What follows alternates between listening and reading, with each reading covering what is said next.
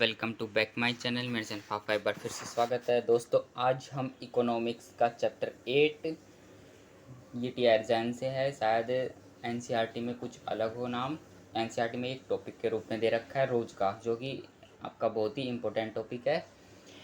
इसे इंग्लिश में एम्प्लॉयमेंट कहते हैं। आप सभी जानते हैं कि रोज़गार क्या होते हैं। तो इस पूरे चैप्टर के बारे में इस पूरे चैप्टर में हम रोज़गार के बारे में ही पढ़ेंगे, रोज़गार के विभिन्न अंगों के बारे में।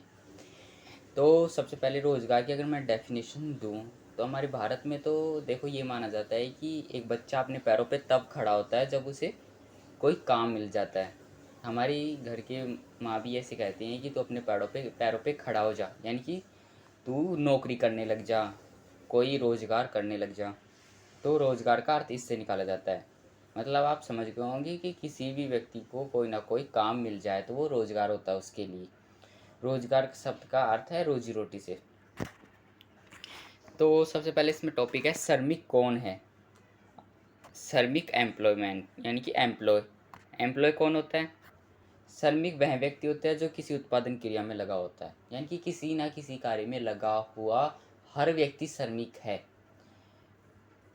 अब मान लीजिए कोई व्यक्ति बिल्डिंग बनाने में लगा है और कोई व्यक्ति खेती करने में लगा है। दोनों श्रमिक है, लेकिन उनमें फ़र्क क्या है कि कोई जो खेती में करने में लगा है वो हो सकता है उसे मजदूरी ना मिले, वो खुद की खेती कर रहा हो, और जो बिल्डिंग बनाने में लगा है वो बिल्डिंग बना रहा हो, उसे मजदूरी मिल रही है उस काम की। बस अंतर यह है मजदूरी का, लेकिन है दोनों श्रमिक।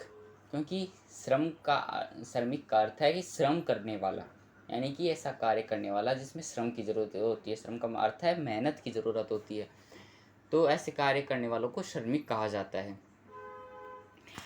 अब आगे देखते हैं, ये लाइन ध्यान से देखना। एक प्रकार से श्रमिक मूल्यवर्धन की प्रक्रिया में लगा होता है तथा एक या अन्य प्रकार से राष्ट्रीय आय में योगदान करता है। अब मूल्यवर्धन क्या होता है। मूल्यवर्धन का मतलब है पैसे कमाना, यानी कि हर व्यक्ति को पैसे चाहिए और हर व्यक्ति पैसे कमाने में लगा रहता है। अब उससे पैसे के लिए रोज़गार तो करना पड़ेगा, इसलिए हर व्यक्ति रोज़गार ढूंढता है। आपने देखा होगा कि भारत में कितने व्यक्तियों को रोज़गार उपलब्ध है और कितनों को नहीं। बहुत से व्यक्ति हैं जो बेरोज़गार, लगभग 35% लोग बेरोज़गार है भारत में, जो कि केवल उन्हें बस दैनिक मजदूरी मिलती है, यानी कि कहीं वो लग जाते हैं कहीं छूट जाते हैं, यानी कि वो मौसम के हिसाब से होता है उनके साथ। उन्हें रोज़गार नहीं मिल पाता। केवल पढ़े हुए लिखे लोग ही कुछ रोज़गार कर पाते हैं। तो आर्थिक क्रियाओं में वे सभी क्रियाएं शामिल होती है जो दुर्लभ संसाधनों के उपयोग से संबंधित होती है। आर्थिक क्रियाएं क्या होती है आपको पता है। पूंजी से संबंधित क्रियाओं को आर्थिक क्रिया कहा जाता है। अब ये क्रियाएं दुर्लभ संसाधनों पर उपलब्ध होती है। हम आगे पढ़ेंगे कि लोगों को रोज़गार क्यों उपलब्ध नहीं हो पाते, भारत में इतनी ज़्यादा बेरोज़गारी क्यों है। तो इस छोटे से चैप्टर में हम छोटा सा टुकड़ा पढ़ने वाले हैं बेरोज़गारी के बारे में। फिर आगे जैसे आप कॉलेजों में जाएंगे तो बेरोज़गारी का एक बड़ा पार्ट आपको देखने को मिलेगा। उपभोक्ता श्रमिक नहीं हो सकता, किंतु श्रमिक उपभोक्ता हो सकता है। अब इसका मतलब समझिए, ये क्या कहना चाह रहा है कि उपभोक्ता श्रमिक नहीं हो सकता, यानी कि ज़रूरी नहीं कि जो वस्तुओं का उपभोग करे, यानी कि एक कोई व्यक्ति वस्तुओं का उपभोग कर रहा है, वस्तुओं का सेवन कर रहा है, तो वो ज़रूरी नहीं कि वस्तुओं को उत्पादन भी करे, यानी कि वो श्रमिक नहीं हो सकता। लेकिन एक श्रमिक जरूर उपभोक्ता हो सकता है, यानी कि एक श्रमिक जरूर वस्तुओं का उपभोग करता है। तो उम्मीद आपको समझ में आ गया होगा।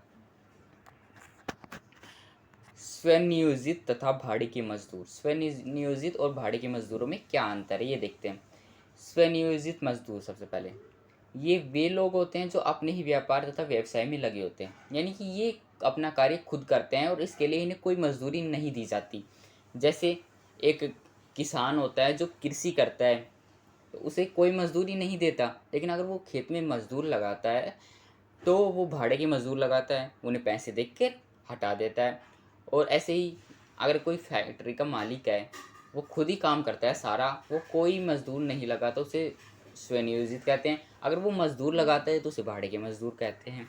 तो आपको स्वनियोजित को पता है, स्व का अर्थ ही इससे निकलता है स्वयं, यानी कि खुद से। अब भाड़े के मजदूर देख लीजिए, ये वे लोग होते हैं जो दूसरों के लिए काम करते हैं और अपनी सेवाओं को दूसरों के लिए अर्पित करते हैं, जैसे घर बनाने वाला एक मजदूर, फैक्ट्री में काम करने वाला एक मजदूर, किसी गन्ने मिल में काम करने वाला एक मजदूर, ये सब भाड़े के मजदूर है। इन्हें एक दैनिक आमदनी दी जाती है, पर मंथ या पर ईयर इन्हें सैलरी दी जाती है, और ये मतलब पैसे लेते हैं और अपनी सेवाएं देते हैं। इन्हें भाड़े के मजदूर कहा जाता है। अब आगे देखिए अनियमित तथा नियमित मजदूर। अनियमित मजदूर वो होते हैं जिनको दैनिक मजदूरी पर रखा जाता है, मालिक उन्हें नियमित आधार पर नहीं लगाते, मतलब इन्हें कभी भी हटाया जा सकता है। जैसे कोई भी अगर किसान खेती में मतलब कोई खेती का मालिक है, अगर वो फसल काटने के लिए कई मजदूरों को लगाता है, तो वो एक दिन के लिए लगाए चाहे 2 दिन के लिए लगाए, वो हमेशा परमानेंट थोड़ी ना रखेगा उन्हें। उसकी ये जिम्मेदारी थोड़ी ना है कि वो उन्हें हमेशा के लिए रोज़गार दे। वो सिर्फ एक दिन के ही जाए तो उन्हें 300 रुपये दे के दफ़ा कर देगा, या फिर और कुछ पैसे दे देगा, या फिर कुछ अनाज वगैरह दे देगा।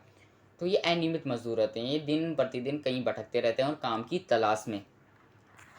अब नियमित मजदूर, इनकी सैलरी पक्की होती है, ये इनका मालिकों की स्थायी वेतन सूची में लिखा जाता है, इनका नाम मालिकों की स्थायी सूची में लिखा जाता है। एक फैक्ट्री में काम करने वाले कर्मचारी पर मंथ सैलरी लेते हैं और उनका नाम नोट किया जाता है, तो इसे दैनिक मजदूर कहते हैं, इनकी नियमित मजदूर कहते हैं। तो आपको समझ में आ गया अनियमित और नियमित मजदूर क्या है। 4 चीज़ें आपको याद रखनी है: स्वनियोजित, भाड़े के मजदूर, नियमित और अनियमित मजदूर। ये मजदूरों के प्रकार हैं, आपसे पूछ भी लिया जाए तो आप बता सकते हैं, बिल्कुल आसान है: स्वनियोजित, भाड़े के और अनियमित और नियमित मजदूर। अब देखिए श्रम आपूर्ति क्या है। श्रम मतलब अपनी सेवाएं दीजिए, आपूर्ति मतलब कुछ बदले में लीजिए पैसे। श्रम आपूर्ति से अभिप्राय श्रम की उस मात्रा से है जो मजदूर की विशेष मजदूरी दर पर स्वेच्छापूर्वक प्राप्त होती है। यानी कि एक मजदूर अपनी सेवाएं देता है, अपना काम करता है, और उसके बदले में वो क्या लेता है, या तो वो पैसे लेगा या फिर और उसके बदले में कुछ वस्तुएं लेगा। तो इसे श्रम आपूर्ति कहते हैं, यानी कि एक श्रम की आपूर्ति हो जाना, यानी कि वो अपना काम कर रहा है और उसकी पूर्ति हो जाए, यानी कि उसे कुछ मिले बदले में, तो उसे श्रम आपूर्ति कहते हैं। अब श्रम बल से अभिप्राय श्रमों की उस संख्या से है जो वास्तव में काम कर रहे हैं या काम करने की इच्छुक है, इसका मजदूरी से कोई संबंध नहीं। अभी हमने पढ़ा श्रम आपूर्ति का अर्थ क्या है। आप बताएंगे कि श्रम आपूर्ति का अर्थ है कि एक मजदूर सेवाओं के बदले कुछ पैसे लेता है, उसे श्रम आपूर्ति कहते हैं। लेकिन जब आपसे श्रम बल पूछा जाए तो आप क्या कहेंगे, तो आप कहेंगे कि एक मजदूर जो काम करने का इच्छुक है और काम करना चाहता है, लेकिन इसका मजदूरी से कोई संबंध नहीं है, कोई नाता नहीं है, चाहे वो मजदूरी ले या चाहे उसे मजदूरी कोई दे ना दे, लेकिन वो काम कर रहा है, तो उसे श्रम बल कहते हैं। अब बेरोजगारी देखिए, अनएम्प्लॉयमेंट, बेरोजगार, इसकी डेफिनेशन मैं बता देता हूँ। आपको पता है बेरोजगार क्या होते हैं? ऐसे व्यक्तियों जो काम की तलाश में भटकते रहते हैं और उन्हें कोई काम नहीं मिलता, वो बेरोजगार कहलाते हैं। अब कभी कभी क्वेश्चन पूछ लिया जाता है कि बेरोजगारी की दर कैसे निकालते हैं, या फिर इसका फॉर्मूला पूछ लिया जाता है, या फिर आपको दे दिया जाता है कि इसकी बेरोजगारी की दर निकालो कि एक कंपनी में इतने लोग हैं, इतने काम कर रहे हैं, तो बेरोजगार कितने लोग हैं, मतलब ऐसे निकाला जाता है। तो ये न्यूमेरिकल्स मैं बाद में कराऊंगा, अभी मैं सिर्फ चैप्टर पढ़ा रहा हूँ। तो बेरोजगार व्यक्ति की संख्या ऊपर लिखिए आप, जितने बेरोजगार व्यक्ति हैं उस कंपनी में आपको बताया गया होगा बेरोजगार व्यक्ति की संख्या, श्रम बल का आकार और इंटू 100, ये सब करके आप निकाल सकते हैं। बिल्कुल सिंपल है, ये सब मैं आपको आगे बताऊंगा, लेकिन आप अभी चैप्टर पर ध्यान दीजिए। स्त्रियों को कम रोजगार प्राप्त होना एक राष्ट्र के आर्थिक तथा सामाजिक पिछड़ेपन का प्रतीक है। आप जानते हैं कि हमारे देश में क्या है, स्त्रियों को कम रोजगार मिलता है, उन्हें घर से बाहर ही नहीं निकल दिया जाता है। उन्हें ये सोचा जाता है कि अगर वो घर से बाहर निकलेंगी तो उनके पर उगाएंगे, मतलब ऐसा सोचा जाता है भारत जैसे देश में। तो आप देखते हो दुनिया में तो लड़कियां लड़कों से आगे निकल रही है, वो बिजनेस करती हैं, व्यापार करती हैं, लेकिन भारत की औरतें बाहर भी नहीं निकलती, मतलब उन्हें रोज़गार नहीं किया जा मतलब औरतों को रोज़गार नहीं मिलता। मिलेगा कहाँ से? वैसे भी उसको आदमियों को ही नहीं मिल रहा तो औरतों को कहाँ से मिलेगा?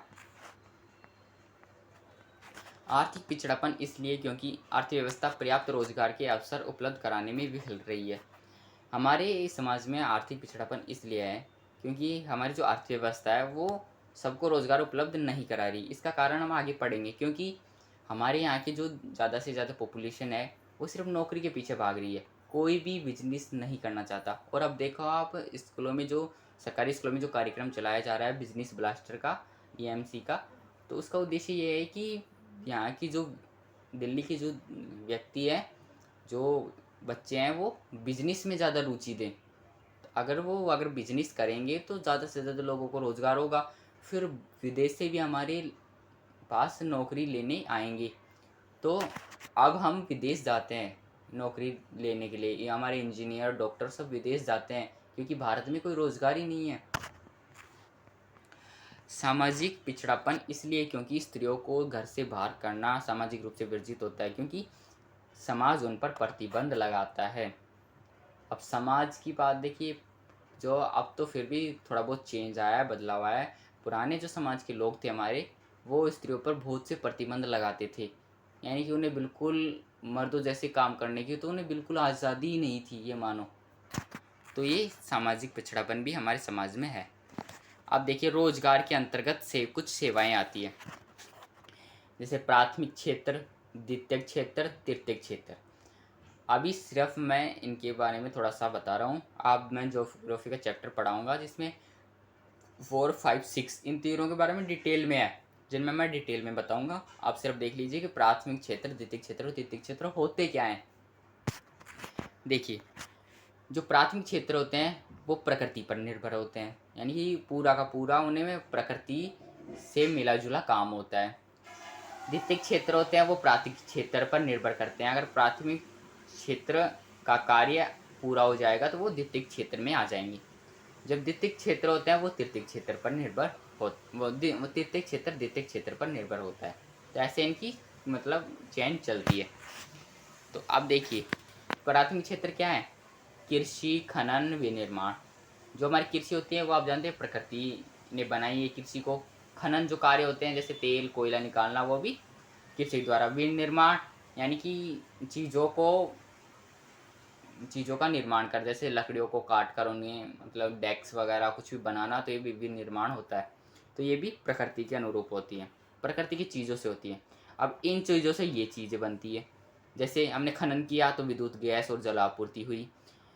विनिर्माण किया तो वाणिज्य बना, और कृषि से फिर निर्माण कार्य, फिर आगे ये सब बनता है। और इन चीज़ों से फिर ये चीज़ें बनती हैं, जैसे परिवहन, भंडारण और सेवाएं। ये तीनों फिर ऐसे ये चक्कर चलता है, मतलब ये चीज़ें एक दूसरे पर निर्भर है। आप देखिए, सबसे इम्पोर्टेंट टॉपिक GDP। आप सभी जानते हैं, कभी ना कभी आपने GDP के बारे में सुना होगा। GDP क्या है? हमारे देश का सकल घरेलू उत्पाद। हर वर्ष GDP की गणना होती है। ये देखा जाता है कि इस साल कौन सा देश सबसे आगे है। पिछले साल आपने देखा था कि चाइना आगे निकल गया था अमेरिका से, लेकिन अब वो अमेरिका वापस आ गया है। और भारत का अगर बताऊं तो पिछले साल 3.8 ट्रिलियन GDP रहा था। 3.8 ट्रिलियन, मुझे याद नहीं, एक बार देख लेना। 3.8 ट्रिलियन रहा था। तो इससे देख लीजिए GDP क्या है। पूरे वर्ष भारत में जितना उत्पादन होता है, जितना आयात निर्यात होता है, और जितने रोजगार लोगों को उपलब्ध होते हैं, जितने उत्पादन होते हैं, वो सब GDP में आते हैं। उनको मिलाकर गणना की जाती है GDP की। सबसे ज़्यादा कितना उत्पादन होता है और कितना आयात निर्यात होता है, इनको मिलाकर GDP की गणना की जाती है। GDP का अगर पूरा नाम पूछ लिया जाता है एक मार्क्स में, तो सकल घरेलू उत्पाद, ग्रोस डोमेस्टिक प्रोडक्ट। अब क्षेत्र देखिए, कुछ क्षेत्र होते हैं, एक औपचारिक होते हैं, एक अनौपचारिक। जैसे हिंदी में आपके प्रार्थना पत्र होते हैं ना, औपचारिक और अनौपचारिक, वैसे ही क्षेत्र भी दो प्रकार के होते हैं, औपचारिक और अनौपचारिक। औपचारिक में एक सरकारी विभाग, सार्वजनिक उद्यम और निजी उद्यम, ये सब आते हैं। अनौपचारिक में खेती बाड़ी, जोखिम उद्योग और मजदूरी, ये मजदूर वगैरह ये सब आते हैं। मतलब इनमें से सब बिजनेसमैन आते हैं और इनमें मजदूर आते हैं।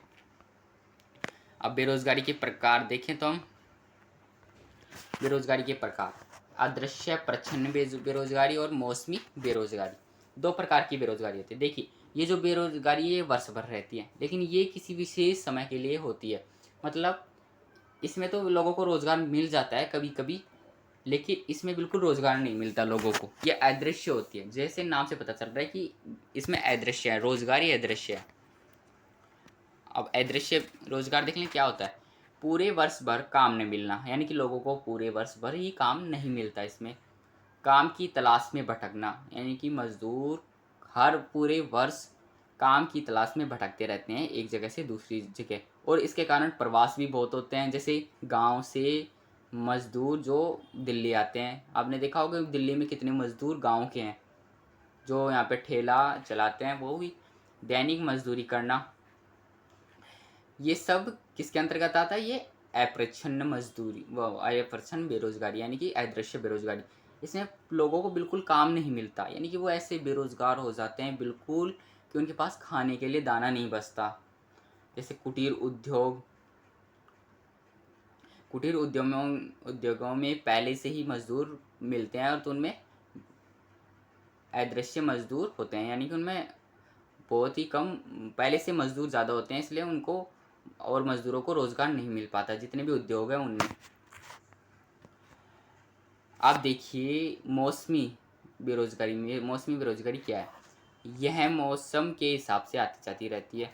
इसमें केवल एक विशेष समय के लिए काम मिलता है, यानी कि जैसे आपने देखा होगा कि कुछ जैसे मकान बनाने वाले के लिए किसी मौसम में काम मिलता है। जैसे कृषि, इसका उदाहरण कृषि दे रखा है मैंने। कृषि में जब गेहूँ की फसल आती है तो उसकी कटाई के लिए मजदूर चाहिए। जब मटर तोड़ने होता है तो उसके लिए मजदूर चाहिए।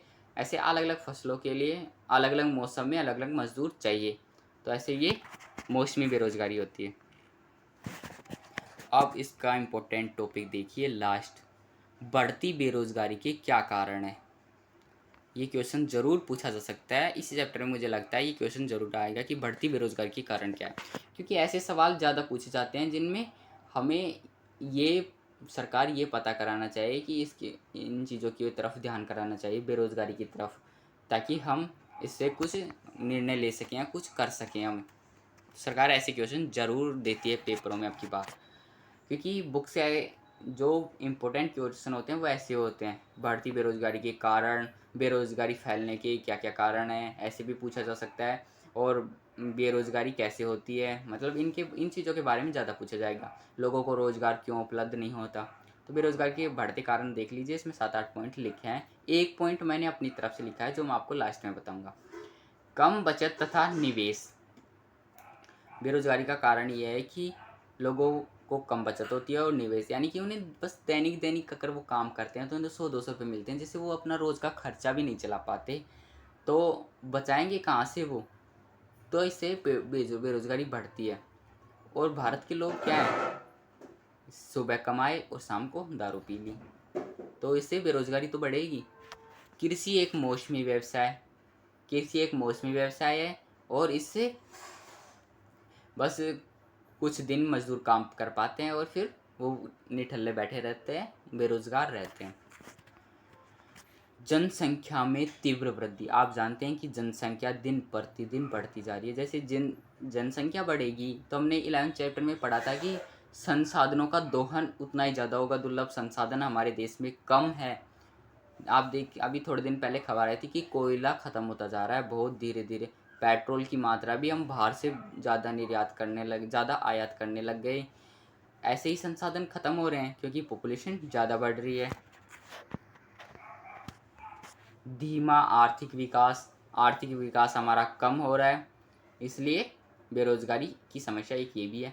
संयुक्त परिवार प्रणाली, यानी कि यहाँ पर परिवारों में कई लोग रहते हैं, और यहाँ पर परिवारों में ये होता है कि एक नौकरी लग गया है तो फिर उसी की खाते हैं फिर, और लोग रोज़गार नहीं करना चाहते और ना पढ़ना चाहते। फिर सिंचाई सुविधाओं की कमी, सिंचाई वाले जो संसाधन हैं उनमें भी कमी है। और जो लास्ट पॉइंट मैंने लिखा है वो ये है कि सभी लोगों का नौकरी के प्रति रुझान, यानी कि सभी आजकल क्या है कि सरकारी नौकरी का इतना ट्रेंड हो गया है कि सबको सरकारी नौकरी चाहिए। बिजनेस तो कोई करना ही नहीं चाहता। बिजनेस तो हमारे देश से कब का गायब हो चुका है। यानी कि 100 में से कोई 1% ही व्यक्ति होगा जो बिजनेस करना चाहता है। आपने देखा होगा हमारे देश में उद्योग बहुत ही कम है और उनकी दिन प्रतिदिन संख्या घटती जा रही है। कुछ ही जो महान बिजनेस है जैसे रतन टाटा और रिलायंस इंडस्ट्री के मुकेश अंबानी और गौतम अडानी, ये सभी बिजनेसमैन हैं। और किसी का आप नाम सुनते हैं? बहुत ही कम, मतलब बिजनेसमैन तो बहुत कम बच चुके हैं हमारे भारत में। और अमेरिका जैसे शहर में देखो, चाइना जैसे शहर में देखो, बिजनेसमैन ही बिजनेसमैन है। अमेरिका में तो पूंजीवादी देश है वो, तो वहाँ पर सभी लोग बिजनेस करना चाहते हैं, कोई भी सरकार के हाथ में नहीं रहना चाहता। वहाँ पे कोई भी नौकरी कम, बहुत ही कम करना चाहते हैं वहाँ पे नौकरी। वहाँ पे लोग दूसरे देशों के लोगों को वहाँ पर नौकरी देते हैं और हमारा भारत दूसरे देशों में जाकर नौकरी प्राप्त करता है। और यहाँ के जो लोग हैं वो बेरोज़गार बैठे रहते हैं क्योंकि पढ़ते नहीं। और अगर जब पढ़ाई नहीं करेंगे तो उन्हें बिजनेस करने का आइडिया कहाँ से मिलेगा। और कुछ पढ़े लिखे लोग हैं, पढ़े लिखे जो नौकरी के प्रति अपना रुझान बढ़ाते हैं। तो ये चैप्टर यहीं पे ख़त्म होता है। मिलते हैं नेक्स्ट वीडियो में, तब तक के लिए बाय, धन्यवाद।